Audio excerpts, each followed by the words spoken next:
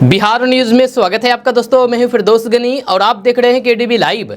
दोस्तों आज हो चुका है 17 अगस्त 2024। तो आज की पूरे बिहार की टॉप न्यूज लेकर आए हैं आपके लिए। दोस्तों वीडियो शुरू करने से पहले आपके लिए एक जरूरी सूचना है। सूचना यही कि केडीबी लाइव का ऐप आ चुका है। आप केडीबी लाइव ऐप के माध्यम से भी पूरे बिहार की खबरों को देख सकते हैं। इस ऐप को इंस्टॉल करने के लिए प्ले स्टोर में जाइए, सर्च कीजिए केडीबी लाइव आ जाएगा, उसको इंस्टॉल कीजिए और पूरे बिहार की खबरों को देखिए। तो चलिए चलते हैं खबरों की ओर। अब पूर्णिया के सांसद पप्पू यादव कल किशनगंज पहुंचे हुए थे। यहां पर उन्होंने कहा कि देश में 27% बेटियां सुरक्षित नहीं हैं। बिहार में 2 बच्चे के साथ हैवानियत की गई है। सत्ता विपक्ष सभी मौन है। यह सांसद ने कहा है कि हिंडनबर्ग की रिपोर्ट में बताया गया है कि हमारा पूरा सिस्टम हमारे नेता पूंजीपतियों की जेब में है। यह दूसरी तरफ बिहार में 2 बच्चों के साथ हुए गलत काम हुआ। यह क्यों सत्ता पक्ष और फिर विपक्ष मौन है, क्यों चुप है? गलत काम करने की घटना को जाति धर्म से क्यों जोड़ा जाता है, या पार्टी से क्यों जोड़ा जाता है? देश के पूर्व प्रधानमंत्री भारत रत्न अटल बिहारी वाजपेयी की पुण्यतिथि के अवसर पर बिहार सरकार ने बड़ा फैसला किया है। आपको बता दूं कि सरकार ने यह निर्णय लिया है कि अब बिहार के अंदर अटल बिहारी वाजपेयी की पुण्यतिथि पर राजकीय समारोह का आयोजन किया जाएगा।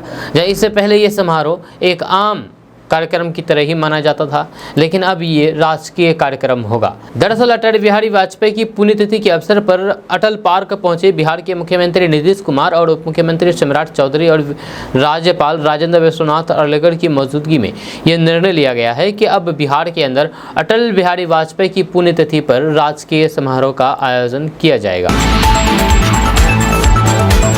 बिहार नीतीश कुमार के भरोसे नहीं चल रहा है, बल्कि बिहार भगवान के भरोसे चल रहा है। यह कहना मेरा नहीं है, यह कहना है बिहार कांग्रेस प्रदेश अध्यक्ष अखिलेश प्रसाद सिंह का। जी हाँ, बिहार कांग्रेस प्रदेश अध्यक्ष अखिलेश प्रसाद सिंह ने मुख्यमंत्री नीतीश कुमार पर जोरदार हमला बोला है। उन्होंने कहा है कि बिहार नीतीश कुमार के भरोसे नहीं है, बल्कि भगवान के भरोसे चल रहा है। जब 20 साल से सत्ता नीतीश कुमार के हाथ में है, उन्होंने बिहार के लिए क्या किया? अनंत सिंह को जिन्होंने फंसाया वही बचा रहे हैं। अखिलेश प्रसाद सिंह ने कहा है कि बिहार को कुछ नहीं मिला, सिर्फ बजट में नाम मिल गया है। जब बिहार को सिंगापुर बनाने की बात कही गई थी, लेकिन क्या हुआ? कुछ भी नहीं। जब 2 दिन की बारिश में पटना शहर डूब जाता है, जबकि यहाँ पर बिहार को सिंगापुर बनाने की बात कही जा रही थी।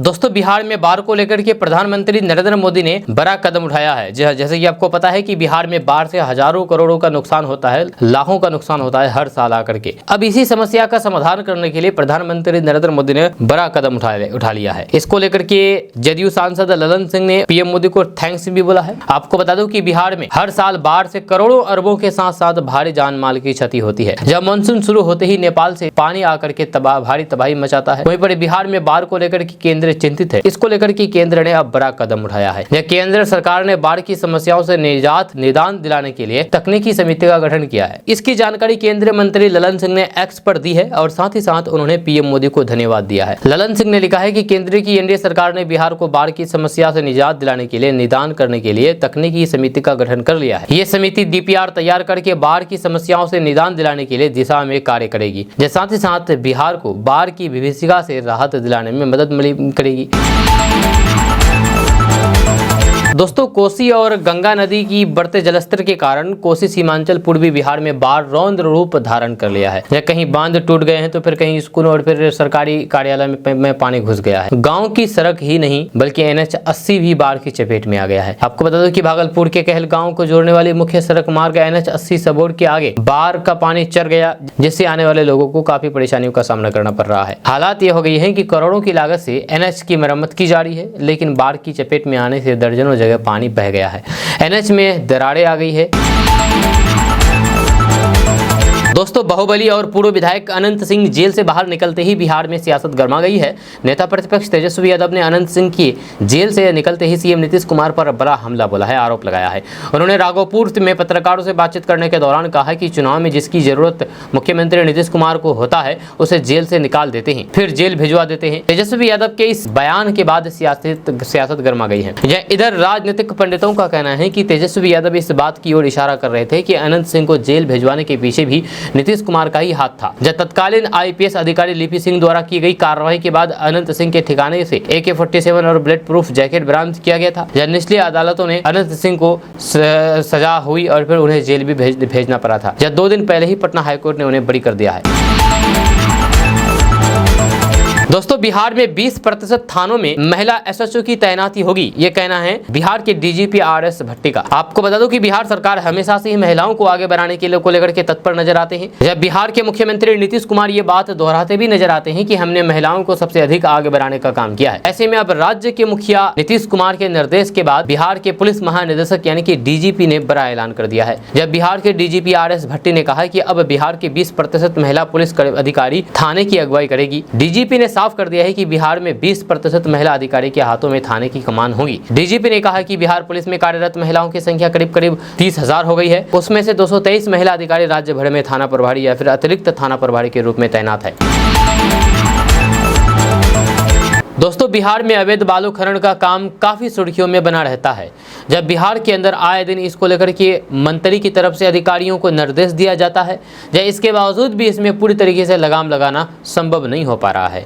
जब ऐसे में अब एक ताज़ा मामला बिहार के जमुई से निकल करके सामने आ रहा है, जहाँ पर अवैध बालू खनन को लेकर के एसपी ने एक्शन लिया है और एक थानाध्यक्ष को सस्पेंड कर दिया है। मिल रही जानकारी के अनुसार बिहार के जमुई एसपी डॉक्टर शौर्य सुमन ने अवैध बालू खनन के मामले में गिद्धौर थानाध्यक्ष रीता कुमारी को निलंबित कर दिया है। या इसके साथ ही 100 कॉज नोटिस जारी किया है। इस नोटिस में थानाध्यक्ष रीता कुमारी को 2 दिनों के अंदर जवाब देने को कहा गया है।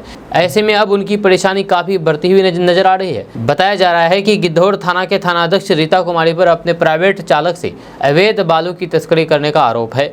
जब उनके ऊपर 15 अगस्त की देर शाम गिद्धौर थाना के प्राइवेट चालक और फिर उसके 2 सहयोगियों को झाझा थानाध्यक्ष संजय कुमार सिंह ने गुप्त सूचना के आधार पर तीनों को अवैध बालू की तस्करी करते हुए पकड़ा।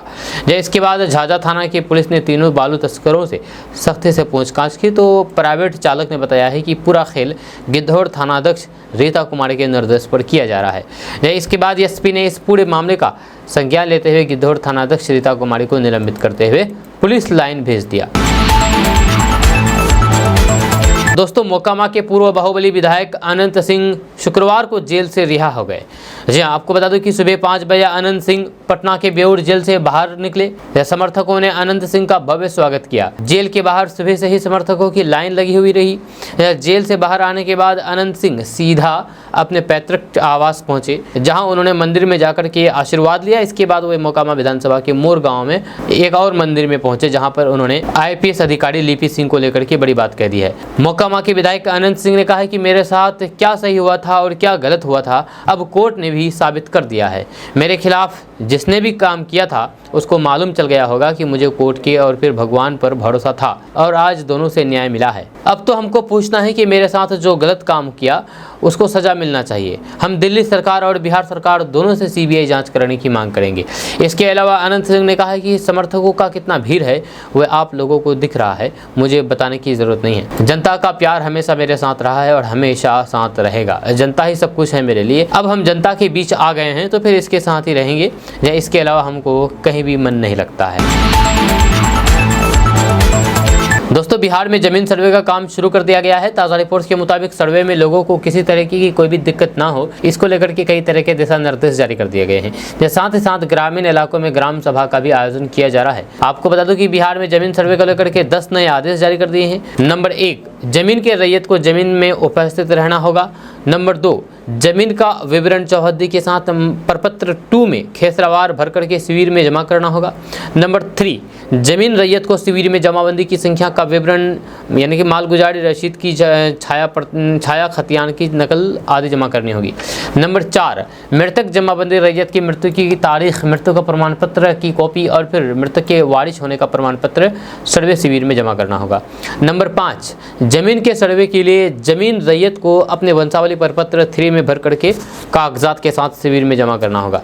नंबर 6, प्रपत्र 7 एवं LPM मिलने के बाद ठीक से जांच करना होगा। अगर ये गलत प्राप्त होता है तो फिर उसको प्रपत्र 8 में आपत्ति देना होगा। नंबर 7, प्रारूप अधिकार अभिलेख मानचित्र की जांच करना होगा। अगर ये गलत प्राप्त होता है तो फिर प्रपत्र 14 में आपत्ति देना होगा। नंबर 8, अधिकार अभिलेख एवं मानचित्र का अवलोकन करना होगा और अगर ये गलती प्राप्त होता है तो फिर प्रपत्र 21 में आपत्ति देना होगा। नंबर 9, खतियान की एक कॉपी शिविर या फिर बंदोबस्त कार्यालय से जरूर प्राप्त कर लें ताकि बाद में किसी तरह की कोई भी दिक्कत ना हो। नंबर 10, जमीन सर्वे की सभी प्रक्रिया पूरी होने के बाद जमीन का नया खतियान जारी हो जाएगा या इसे अगले साल तक जारी कर दिया जाएगा।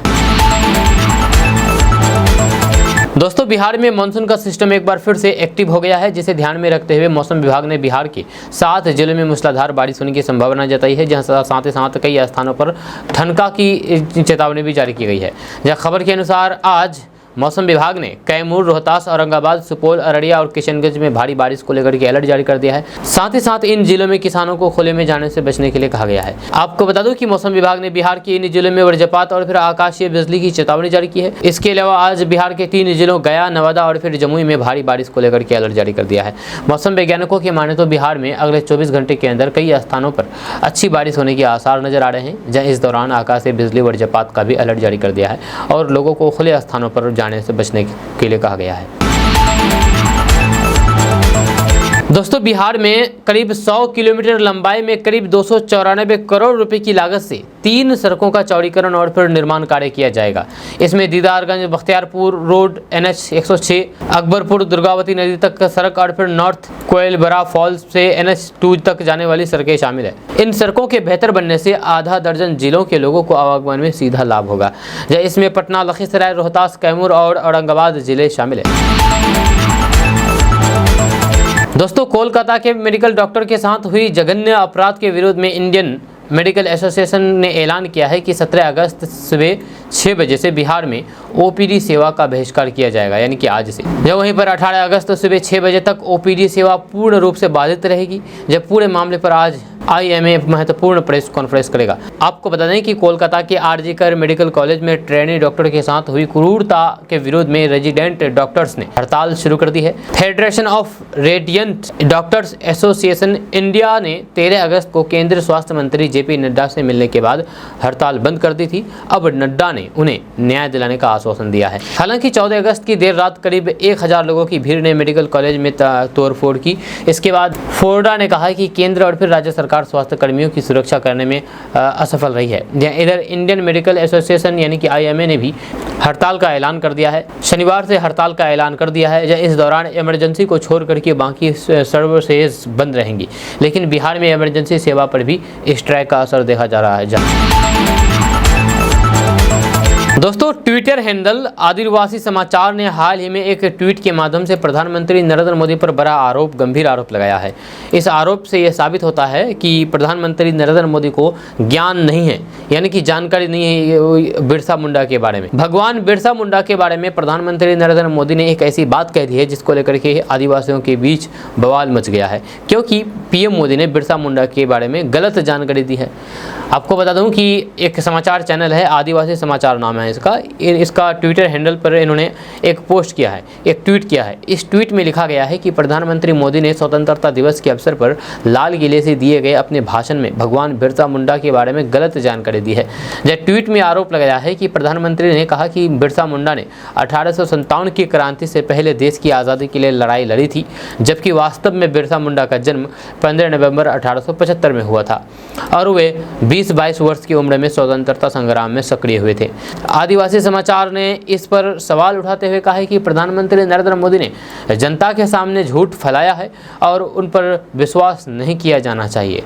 ये ट्वीट जल्द ही सोशल मीडिया पर वायरल हो गया, जिससे राजनीतिक गलियारों में भी हलचल मच गई है। कई लोगों ने इसे आदिवासी के इतिहास को तोड़ मरोड़ करके पेश करने की कोशिश बताया। वहीं पर प्रधानमंत्री नरेंद्र मोदी के समर्थकों का कहना है कि ये ट्वीट सिर्फ राजनीतिक लाभ के लिए किया गया है और इसे बढ़ा चढ़ा करके पेश किया जा रहा है। ट्वीट में ये भी कहा गया है कि अगर ऐसी गलती कांग्रेस नेता राहुल गांधी से हुई होती तो फिर मीडिया इसे बढ़ा चढ़ा करके दिखाती, लेकिन चूंकि ये गलती प्रधानमंत्री मोदी से हुई है इसलिए मीडिया चुप है। इस टिप्पणी ने मीडिया की निष्पक्षता पर भी सवाल खड़े कर दिए हैं। हालांकि इस विवाद पर अभी तक प्रधानमंत्री कार्यालय या फिर भाजपा की तरफ से कोई भी आधिकारिक बयान सामने नहीं आया है, लेकिन सोशल मीडिया पर इस मुद्दे पर बहस तेज हो गई है। वहीं पर इतिहासकारों का कहना है कि बिरसा मुंडा का योगदान भारतीय स्वतंत्रता संग्राम में बहुत महत्वपूर्ण है, लेकिन इसे सही संदर्भ में प्रस्तुत करना आवश्यक है। बिरसा मुंडा ने 1890 के दशक में अंग्रेजों के खिलाफ लड़ाई लड़ी थी, जो कि 1857 की क्रांति की बात कही है। ऐसे में प्रधानमंत्री मोदी का बयान गलत है, इसे स्वीकार करना होगा।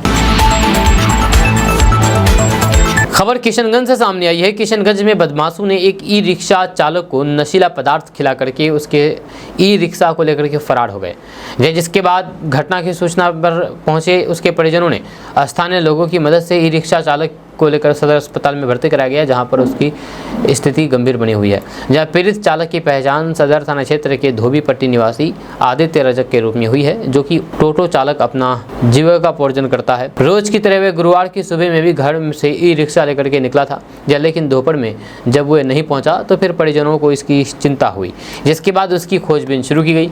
पीड़ित ई रिक्शा चालक की मौसी पुष्पांजलि ने बताया है कि देर शाम के वक्त मोबाइल पर फोन आया कि उनका भतीजा सड़क किनारे पड़ा हुआ है, जिसके बाद बंगाल के मनोड़ा के निकट से उसे लाकर के अस्पताल में भर्ती कराया गया।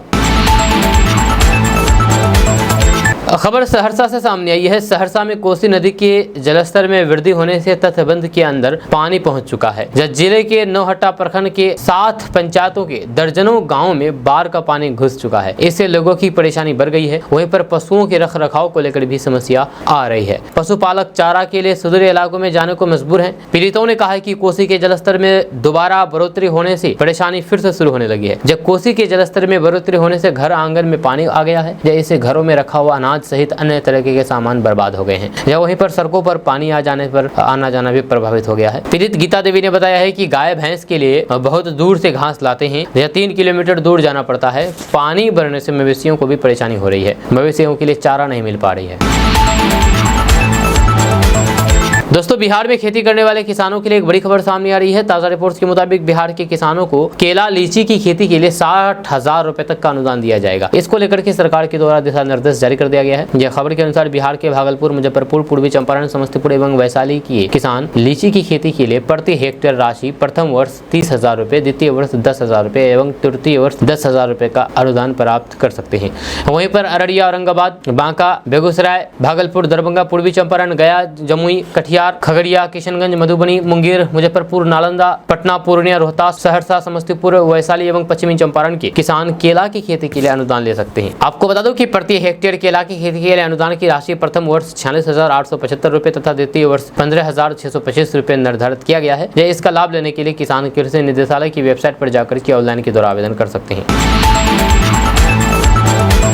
दोस्तों, स्वतंत्रता दिवस के मौके पर सीएम नीतीश कुमार ने एक भाषण दिया था। अब उस भाषण को लेकर के आरजेडी जबरदस्त हमला बोला है। आरजेडी के मुख्य प्रवक्ता शक्ति सिंह यादव ने कहा कि स्वतंत्रता दिवस पर सीएम नीतीश कुमार की भाषा ने स्पष्ट कर दिया है कि उनका दिमाग अब बिल्कुल भी काम नहीं करता है। 10 लाख की बजाय 12 लाख रोजगार देने की बात नीतीश कुमार कह रहे हैं। जब तेजस्वी यादव रोजगार देने की बात करते थे तो सीएम नीतीश कुमार कह रहे थे कि अपने बाप के यहाँ से लाएगा रोजगार, जेल से लाएगा रोजगार, कहाँ से देगा नौकरी। तेजस्वी पर तंज कसते थे। शक्ति सिंह यादव ने कहा कि तेजस्वी यादव ने जब नौकरी देने की लकीर खींची तो जेडीयू श्रेय लेने में जुटी हुई है। पत्रकारों से नीतीश कुमार कह रहे हैं कि आरजेडी के शासनकाल के बारे में दिखाइए, लिखिए। चुनौती देता हूं कि एनसीआरबी का रिकॉर्ड दिखलाइए, जब पहले के मुकाबले अपराध, भ्रष्टाचार बढ़ा है। जब सीएम नीतीश कुमार आप पत्रकारों से कहिए सृजन घोटाले के मामले को उठाने के लिए, मुजफ्फरपुर बालिका गृह कांड के बारे में भी पत्रकारों को दिखाने के लिए कहिए। आगे आरजेडी प्रवक्ता शक्ति सिंह यादव ने कहा कि बिहार की बदकिस्मती है कि आज बिहार ऐसे हाथों में है जो अचेत अवस्था में खड़ा है। जब बिहार में जेडीयू बीजेपी एक गैंग है और लूट हो रही है। आपको बता दो कि सीएम नीतीश कुमार स्वतंत्रता दिवस के मौके पर अपने भाषण में कई मुद्दों को शामिल किया।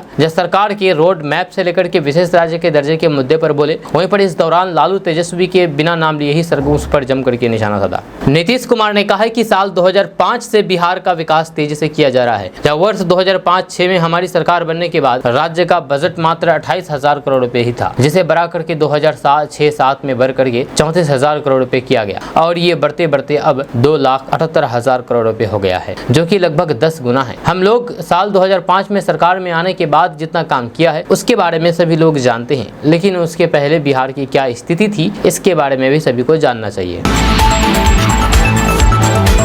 बिहार में नौकरी करने वाले अफसरों के लिए एक बड़ी खबर सामने आ रही है। ताजा रिपोर्ट्स के मुताबिक कामकाज में लापरवाही दिखाने वाले अफसरों पर नीतीश सरकार ने कार्रवाई शुरू कर दी है और 4 सीडीपीओ समेत 5 अफसरों को सस्पेंड कर दिया है। खबर के अनुसार कुछ दिन पहले समाज कल्याण मंत्री मदन सहनी ने कटिहार जिले के संबंधित प्रखंडों में जाकर के आंगनबाड़ी केंद्र पर जाँच की थी। इस दौरान उन्होंने कई आंगनबाड़ी केंद्र पर अनियमितता पकड़ी गई थी। अब इन अफसरों पर कार्रवाई शुरू कर दी गई है। आपको बता दो कि बिहार के कटिहार जिले की 4 बाल विकास परियोजना पदाधिकारी यानी कि सीडीपीओ और फिर एक जिला कार्यक्रम पदाधिकारी यानी कि डीपीओ को राज्य सरकार ने सस्पेंड कर दिया है। इसको लेकर के दिशा निर्देश जारी कर दिया गया है।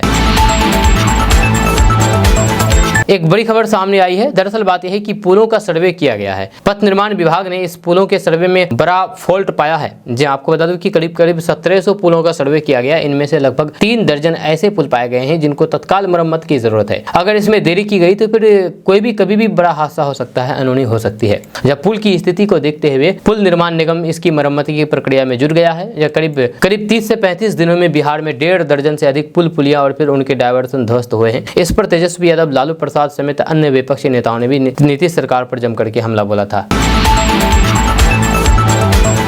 दोस्तों, कोसी और सीमांचल की नदियों में बाढ़ का पानी आ गया है, जहां गंगा, कोसी और कारी कोसी समेत कुछ अन्य नदियां खतरे के निशान से ऊपर बह रही है। आपको बता दो कि कटिहार और फिर मधेपुरा में कई लोगों की डूबने से जान चली गई है इन नदियों में। मधेपुरा में 2 बच्चे आपस में चचेरे भाई थे जो कि ये लोग भी डूब गए। अररिया में वज्रपात से 2 किशोरों की जान गई है, जबकि एक गंभीर रूप से घायल हो गए हैं। उधर समस्तीपुर जिले की मोहिउद्दीन नगर गंगा नदी का पानी अब ग्रामीण क्षेत्र में पसरने लगा है। इससे बाढ़ की स्थिति बनती जा रही है। वहीं पर गाँव में पानी फैलने के बाद वैसे गंगा का जलस्तर स्थिर है। अब तक पलायन की स्थिति नहीं बनी है। सड़कों पर पानी का बहाव होने से आवागमन प्रभावित हो रहा है। वहीं पर भागलपुर में कहलगांव NH 80 पर बाढ़ का पानी चढ़ गया है। यहाँ आवागमन ठप है। भागलपुर में गंगा और फिर कोसी खतरे के निशान से ऊपर बह रही है। इसके कारण बाढ़ का पानी नए इलाके में तेजी से फैल रहा है। वहीं पर मुंगेर में खतरे के निशान से 53 सेंटीमीटर नीचे तक पहुँच करके गंगा का जलस्तर स्थिर हो गया है। किशनगंज से गुजरने वाली नदियों का जलस्तर खतरे के निशान से काफी नीचे है।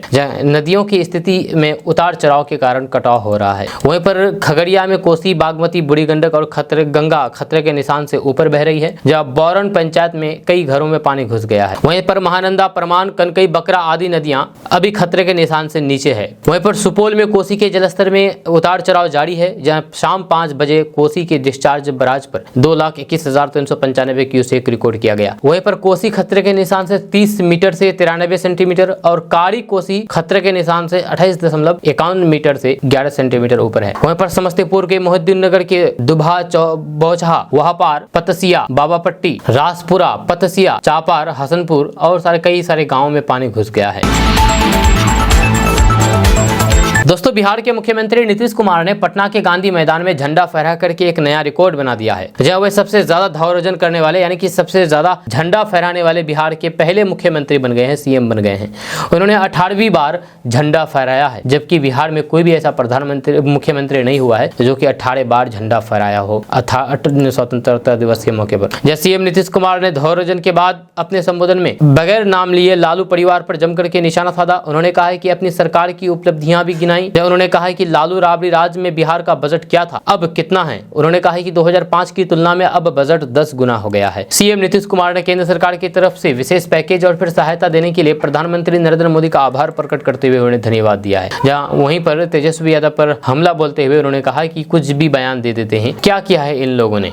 लालू परिवार पर तीखा हमला बोलते हुए नीतीश कुमार ने कहा कि ये लोग सिर्फ अपने लोगों को आगे बढ़ाने में रहते हैं, जबकि हम लोग बिहार के बारे में सोचते हैं, बिहार को आगे बढ़ाते रहते हैं, लेकिन ये लोग सिर्फ अपने परिवार को ही आगे बढ़ाते हैं। हर साल एक एक बेटा और बेटी को लॉन्च करते रहते हैं। वहीं पर CM नीतीश कुमार ने दावा किया है कि उन्होंने सभी धर्म और फिर जाति के लोगों के लिए काम किया है। उन्होंने कहा है कि हिंदू हो, मुस्लिम हो, दलित, महादलित, पिछड़ा हो या फिर दलित अति पिछड़ा हो, अग्री जाति का हो, सभी के लिए हम लोगों ने काम किया। CM नीतीश कुमार ने कहा कि अनुसूचित जाति एवं अनुसूचित जनजाति तथा पिछड़ी वर्ग के छात्र छात्राओं के लिए बड़ी संख्या में आवासीय विद्यालय एवं छात्रावासों का निर्माण कराया जा रहा है। वहीं पर CM नीतीश कुमार ने आगे कहा है कि मुस्लिम समुदाय के लिए भी साल 2005 के बाद सरकार ने काफी काम किया है। इस वर्ग के युवाओं के लिए विद्यार्थी प्रोत्साहन, छात्रवृत्ति, मुफ्त कोचिंग आदि योजनाएं चलाई जा रही है। जब मदरसों को सरकारी मान्यता दी गई है एवं मदरसा के शिक्षकों को सरकारी शिक्षकों के बराबर वेतन दिया जा रहा है। साल 2006 से ही कब्रिस्तान की घेराबंदी शुरू की गई है। पहले 8000 से ज्यादा कब्रिस्तानों की घेराबंदी की गई थी। बाद में 1273 कब्रिस्तानों को और चिन्हित किया गया, जिसमें से 746 कब्रिस्तानों की घेराबंदी पूरी कर ली गई है।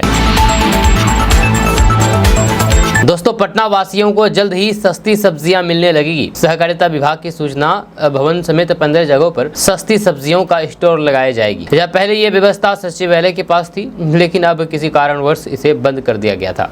अब सहकारिता विभाग ने कहा कि जल्द ही पटना के सूचना भवन समेत 15 जगहों पर स्टोर लगाए जाएंगे। इतना ही नहीं, बिहार राज्य सब्जी प्रसंस्करण एवं विपणन योजना के अंतर्गत राज्य के यानी कि बिहार के 20 जिलों के 30 प्रखंडों में प्राथमिक सब्जी उत्पादक सहकारिता समिति का गठन किया जा चुका है, जिसमें 41,728 से सब्जी उत्पादक किसान सदस्य बन चुके हैं।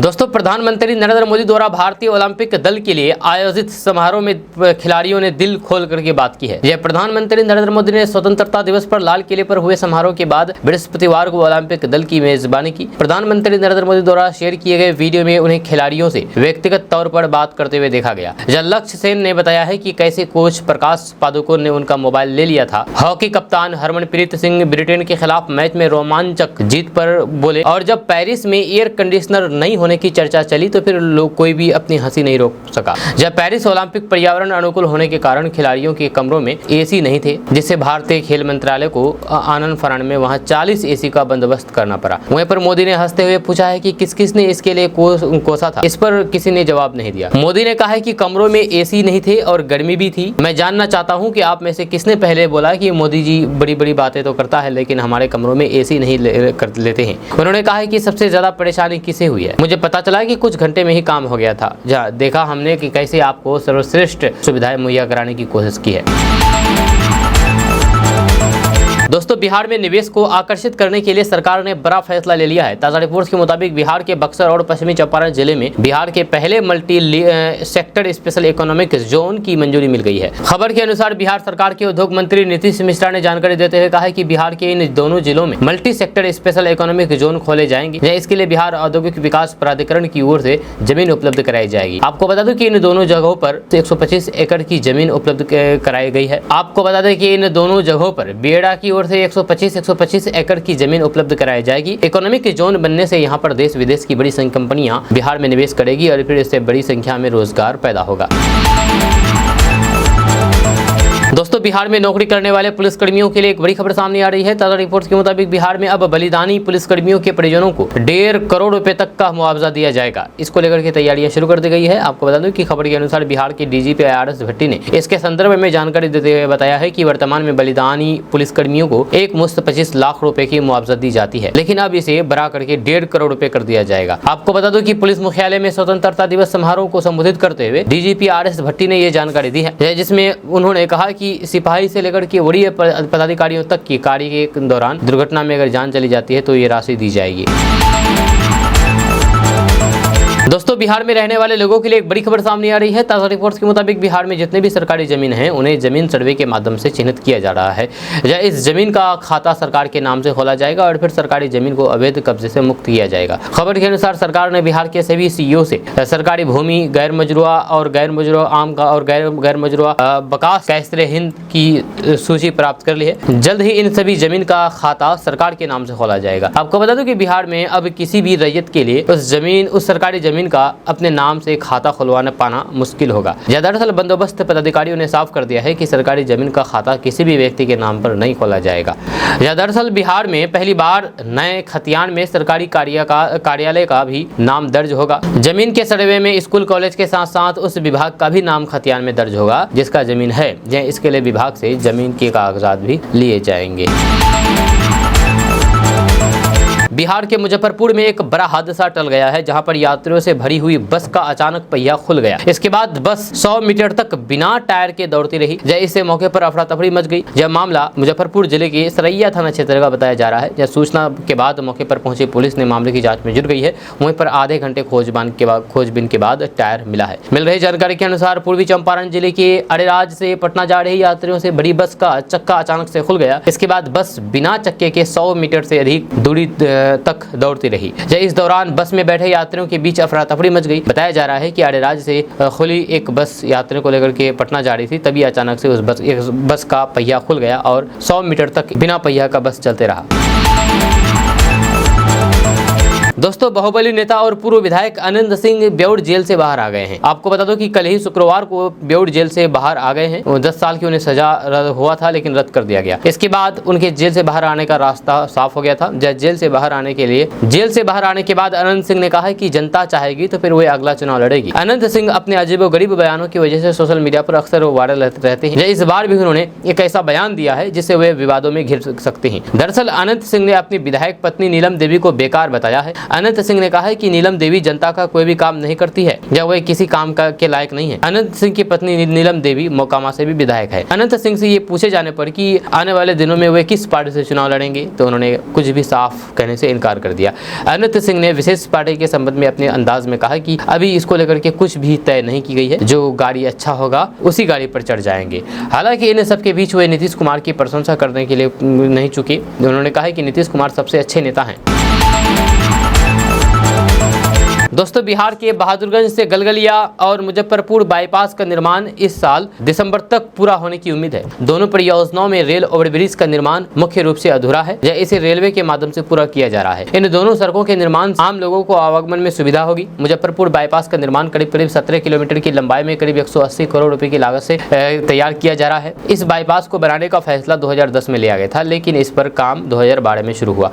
इसके बाद भूमि अधिग्रहण और फिर अन्य तकनीकी बाधाओं के कारण इसमें देरी हुई। ये bypass Hajipur Muzaffarpur national highway 77 का हिस्सा है। वहीं पर बाईपास का निर्माण होने से मुजफ्फरपुर शहर में यातायात का दबाव कम होगा, साथ ही साथ नेपाल, पूर्णिया और फिर गोपालगंज होते हुए पटना से उत्तर प्रदेश जाने वाले लोगों को सुविधा होगी। वहीं पर अररिया से गलगलिया 4 लेन NH का निर्माण करीब 94 किलोमीटर लंबाई में 2 पैकेज में हो रहा है। इसमें से पहले पैकेज में गलगलिया से बहादुरगंज तक करीब 49 किलोमीटर लंबाई में करीब 800 करोड़ की लागत से 4 लेन सड़क बन रहा है। इसका निर्माण दिसंबर तक पूरा हो जाएगा। जब दूसरे फेज में बहादुरगंज से अररिया तक करीब 45 किलोमीटर लंबाई में करीब 799 करोड़ की लागत से सड़क बन रही है। इसका अगले साल तक निर्माण कार्य पूरा होने की संभावना है। इस परियोजना के पूरा होने से पश्चिम बंगाल और बिहार के बीच बेहतर संपर्क सुविधा होगी। साथ ही साथ बिहार नेपाल के समानांतर एक सड़क उपलब्ध होगी, जो कि आपातकालीन स्थिति में NH-57 के विकल्प के रूप में काम करेगी।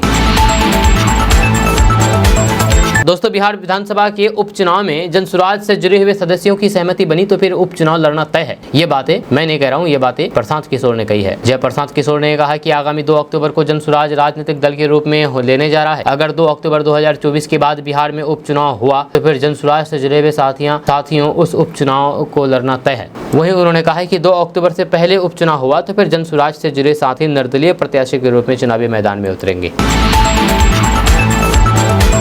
दोस्तों, अगर आप पंचायत वेब सीरीज देखे होंगे तो आपको पंचायत वेब सीरीज में प्रधान को आप जरूर देखे होंगे। जब प्रधान, जो कि वह प्रधान नहीं होता है बल्कि वह प्रधान पति होता है। लेकिन आपको बता दूं कि अभी रियल में, वो तो फिर फिल्म हो गया, लेकिन रियल में ऐसा होता है कि प्रधान उसकी पत्नी होती है लेकिन प्रधान पति होता है। लेकिन अब भारत सरकार प्रधान पति का प्रथा खत्म करने जा रहा है। जब आपको बता दूं कि गाँव में प्रधान पति का प्रथा खत्म हो जाएगा। जहाँ देश भर के 2.5 लाख पंचायतों में निर्वाचित महिला जनप्रतिनिधियों की भागीदारी 44% है। यह आंकड़ा तेजी से हो रहे महिला सशक्तिकरण की कहानी सुनाता है। लेकिन आजादी के इतने वर्षों बाद भी गूंज रहे सरपंच पति और फिर प्रधान पति जैसे शब्द इससे खलल डाल रहे हैं। जहाँ इस कुप्रथा के विरुद्ध सुप्रीम कोर्ट में जनहित याचिका दायर होने के बाद जिस तरह से केंद्र सरकार ने सुधार की ओर प्रयास किए हैं, उससे आशा कर सकते हैं कि भविष्य में ये प्रथा खत्म हो जाए। जब पंचायती राज मंत्रालय द्वारा गठित विशेष समिति ने 18 राज्यों में महिला प्रधानों की व्यवहारिक समस्याओं का अध्ययन करके कुछ महत्वपूर्ण सुझाव दिए हैं। जहाँ अंतिम रिपोर्ट बनने के बाद इसके लिए सरकार ठोस कदम उठाने की तैयारी में है। यह समाज सेवियों द्वारा सुप्रीम कोर्ट में पिछले साल सरपंच पति प्रथा को लेकर के जनहित याचिका दायर की थी।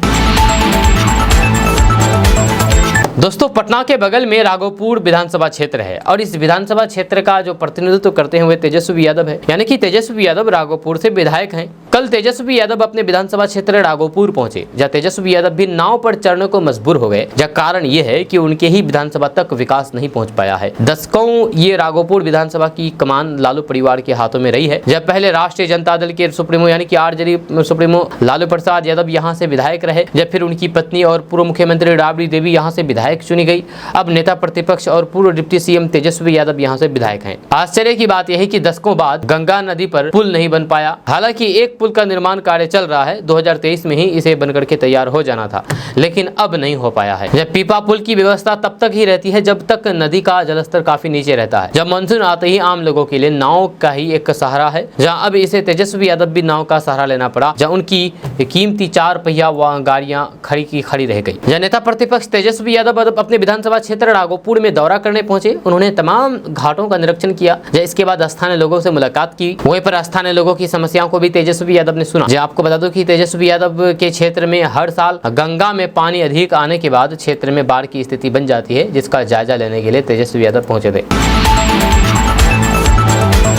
दोस्तों आज का न्यूज़ बस तक कैसा लगा आपको नीचे कमेंट बॉक्स में कमेंट करके जरूर बताइएगा। मिलते हैं फिर नेक्स्ट वीडियो के साथ, तब तक के लिए जय हिंद जय भारत।